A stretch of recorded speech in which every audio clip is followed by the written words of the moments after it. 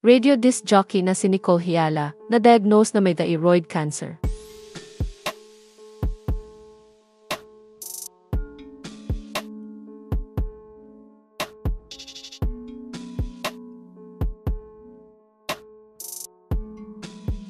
Ibinunyag ng radio disc jockey na si Nicole Hiala na na-diagnose siya na may thyroid cancer.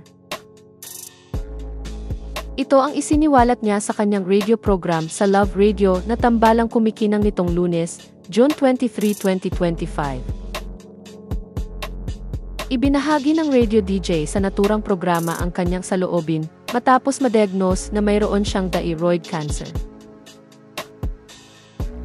Kwento niya, natanggap nila ang resulta ng kanyang biopsy at ang nakasaad doon ay mayroon daw siyang thyroid cancer.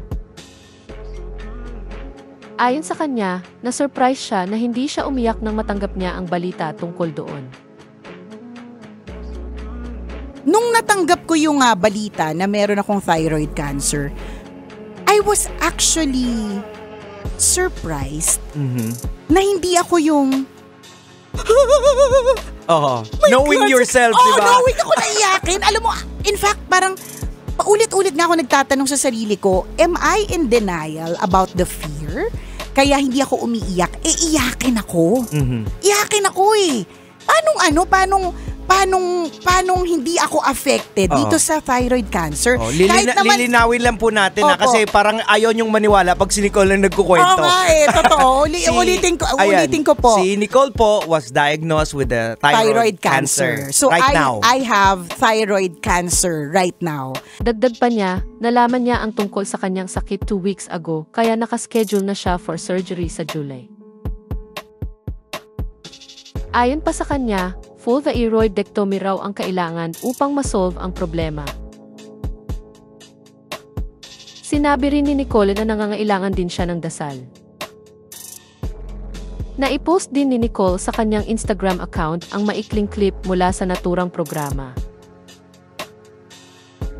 Mababasa naman sa caption ng kanyang post na ang pagkakaroon niya ng thyroid cancer ay wala kumpara sa mga pinagdaanan nilang unos sa kanyang pamilya noong mga nagdaang taon.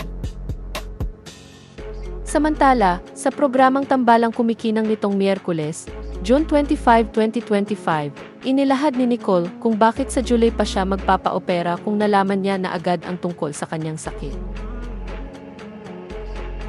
Ayon sa kanya, may commitments pa raw siya hanggang July 15, 2025.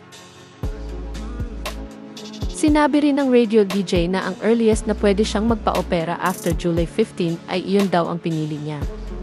Sa July 18. May mga nagtatanong sa akin bakit July pa ako nalaman ko na agad. Tapos sabi ko, kasi may racket pa ako hanggang July 15. Meron pa ako racket hanggang July 15. May commitments kasi ako hanggang July 15. So, yung earliest naman na pwede after July 15, yun naman yung pinili ko, 18. Di ba? Nagpapasalamat naman si Nicole sa mga taong nagpapadala ng mensahe sa kanya at pinaalahanan niya ang publiko na huwag daw siyang padalhan ng mga matatamis na pagkain dahil baka hindi makakabuti sa katawan. Kasunod nito ay inilahad ni Nicole na mahal niya ang kanyang lieg dahil iyon ang nagbibigay sa kanya ng kabuhayan. Ibinahagi rin ng radio DJ na isa sa mga realizations niya ay pinapaalala lang sa kanya ni Lord kung sino ang nagbigay. Sinagot din ni Nicole ang tanong ng netizens kung paano niya nalaman na mayroon siyang thyroid cancer. Ayon sa kanya, accidental finding daw ang nangyari dahil hindi raw niya naramdaman ang mga sintomas ng naturang sakit. Ito po ay aking kwento ha. Iba po yung kwento ng iba. Magpa-check up po kayo. Paano ko nalaman? Hindi po siya sinadya kong malaman. Kasi una sa lahat, hindi po ako katulad ng iba na masakit pag lumunok. Hindi makahinga. So, yung symptoms, yun yung mga symptoms. May symptoms daw na gano'n yung iba eh. Wala po ako sing gano'n. Wala rin po akong yung kitang-kita na merong bukol. Na lumalabas na naman yung Adam's apple ni Nicole. Walang gano'n. Wala po siyang ganun. So wala po siyang sintomas. Ano lang po talaga siya, it's an accidental findings. Kaya naman pinaalahanan niya ang publiko na magpa-check up sa doktor kung kinakailangan.